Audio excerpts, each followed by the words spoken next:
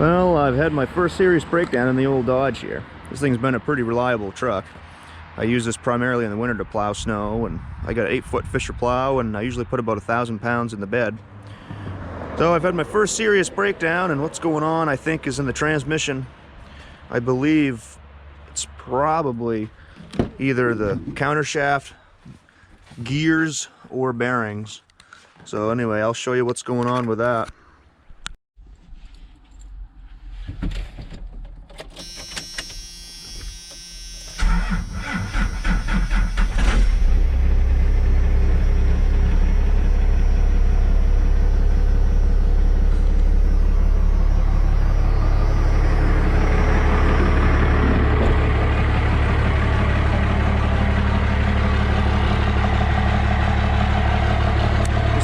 For it.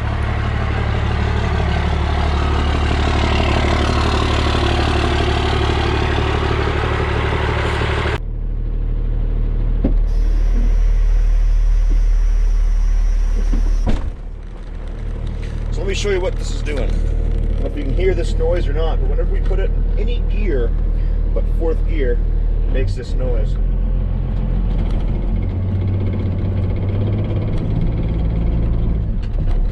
Clutch in, noise goes away.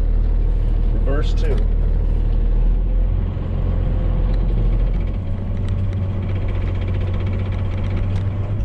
Just kind of started doing that the other day. You know, this thing does have 240,000 miles. She's been used. It's been a work truck its whole life. You can hear the noise.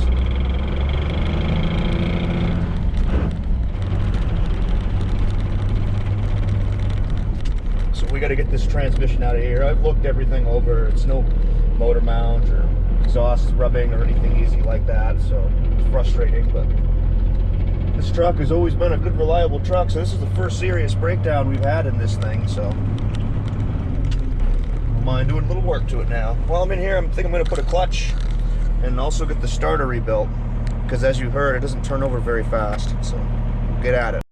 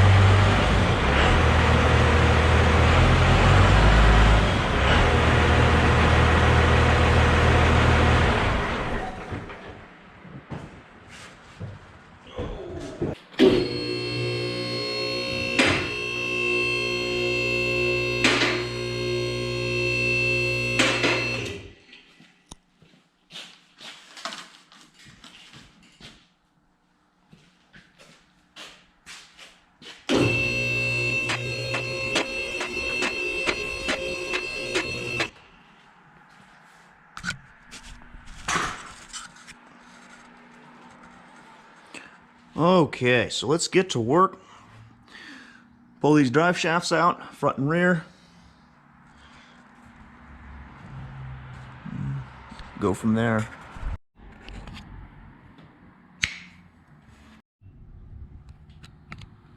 And I just wanted to show this off. Make all the boys jealous. This is a Dana 80 with a limited slip. Both wheels are turning the same direction. We got posi. Cool, huh?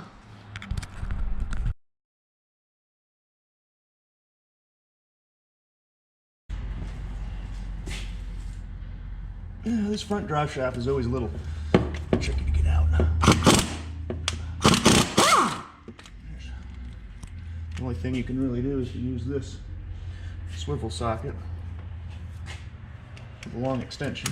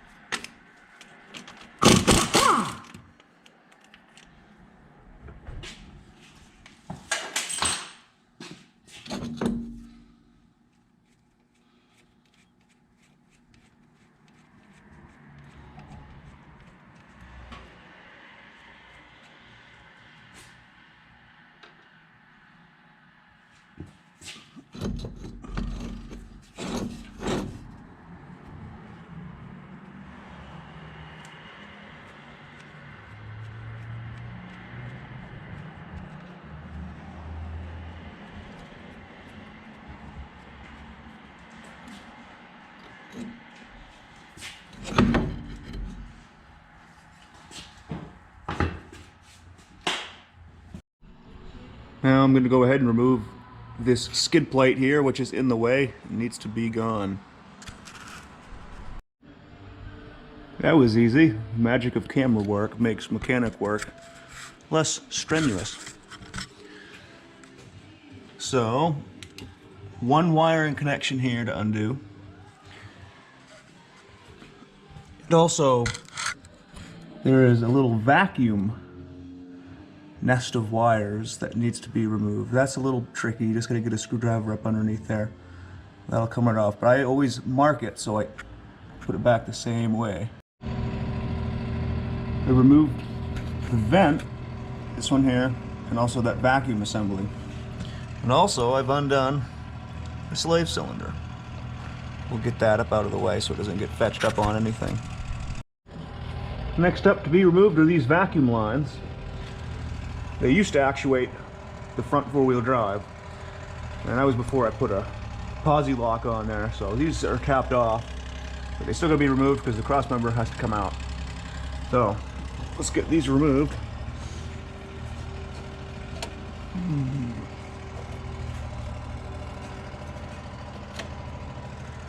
The whole thing comes right out, one piece.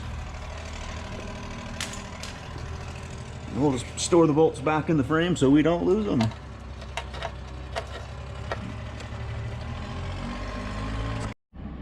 Next to go is the four-wheel drive linkage. And instead of messing with all the adjustment to get this undone, what we're gonna do is we're gonna go right up in here and undo the arm itself. It's hard to see, but we're gonna undo the arm itself from the transfer case. That way we don't have to mess with any adjustment when this thing goes back on. So here we are in the cab of this truck, taking this shifter knob off.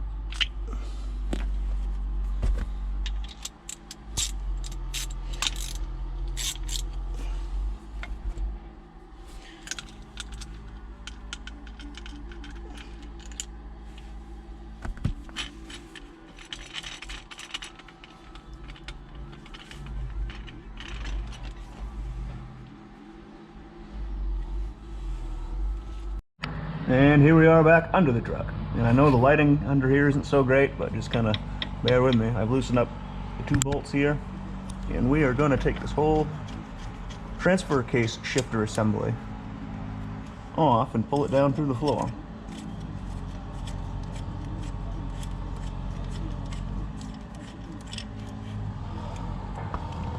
Get that right out of the way. Now we got a hole for mice to crawl through once the shifter's out of there anyway. Alright. There it is.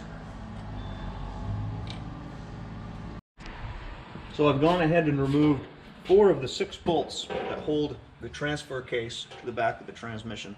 I've left 2 finger tight so the transfer case doesn't come falling down. And I've got this loose. I separated the transfer case from the transmission so that the oil can drain out from between the two. There won't be much, but you gotta catch it on a pan. So now what I gotta do is muscle this transfer case from the back of the transmission. The easiest way to get this transfer case out now, basically to come up underneath here, give it a big old bear hug. So I'm gonna undo the 2 bolts that I got left. Nuts rather, the 2 nuts that I got left holding the transfer case to the back of the transmission.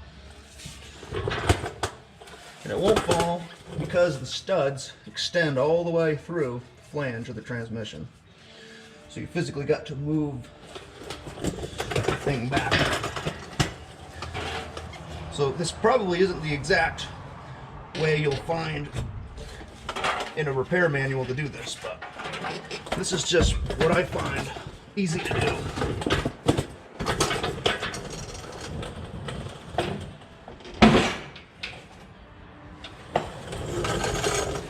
There we are.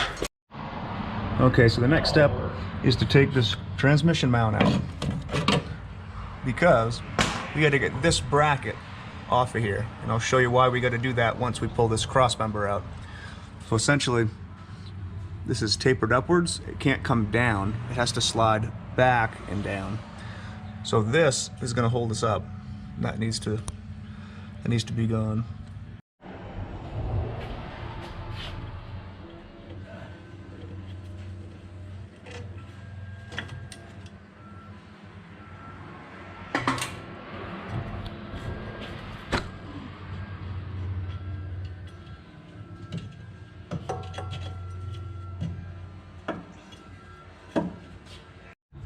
We're just gonna put this back in temporarily, just to keep the transmission supported.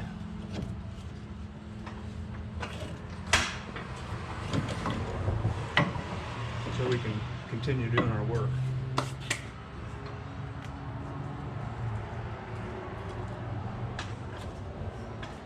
Perfect. Now we're gonna try to get that shifter out at the top of the transmission.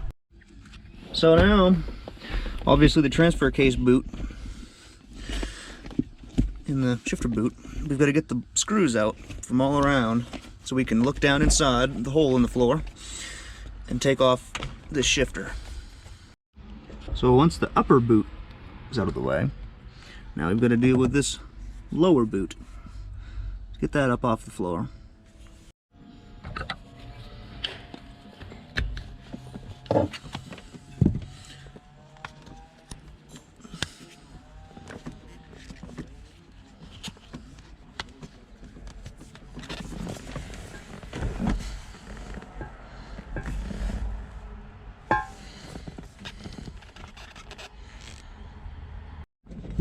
Alright guys, so this is how you get this transmission stick out of here. It's a little bit of a pain to do, but you got to push down this rotator sleeve here and turn it counterclockwise at the same time. It's like you got to stand on your head and do this. Okay, so there it goes. So that whole assembly comes out of the floor. And as you can see, that's all that is. That dogs in to those two pins. Now we got to get this transmission out.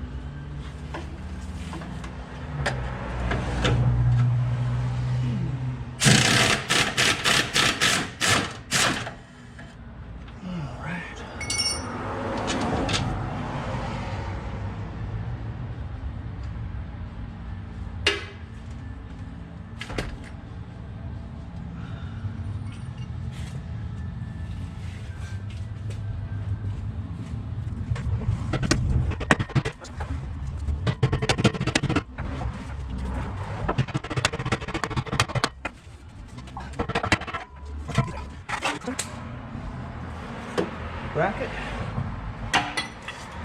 transmission is now on the table.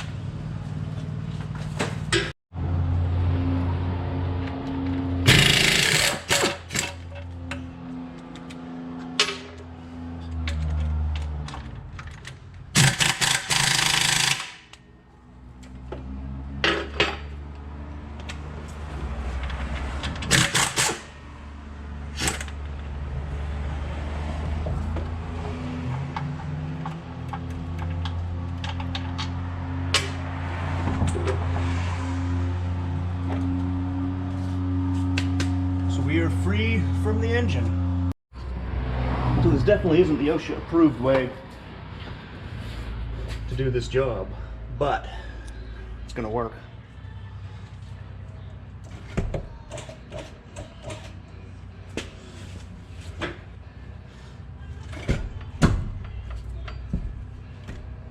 We're hitting on the floor.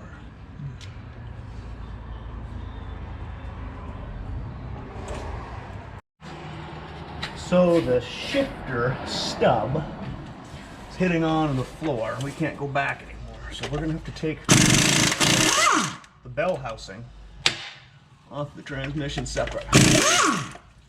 Which, you know, shouldn't be too bad.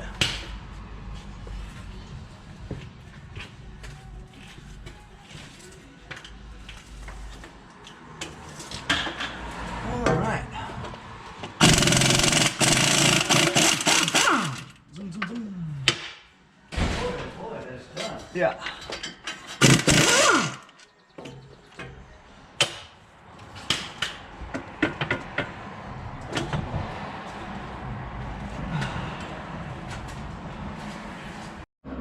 I had to massage the floor a little bit to get this transmission back. We should have enough clearance. So the input shaft now is behind the clutch. I can lower it down.